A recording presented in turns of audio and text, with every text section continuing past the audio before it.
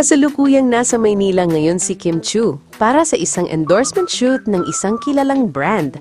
At gaya ng dati, agaw pansin na naman ang kanyang charm at professionalism sa trabaho. Pero habang abala si Kim sa kanyang mga commitment sa Maynila, marami ang nagtatanong online. Miss na kaya siya ni Paula Abellino?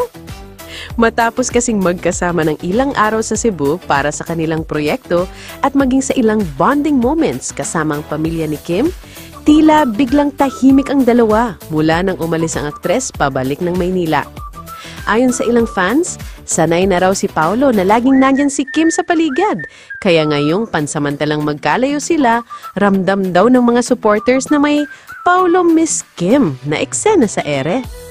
Di umano, ilang fan accounts pa nga ang nakapansin na tila medyo reflective ang mga post ni Paulo nitong mga nakaraang araw.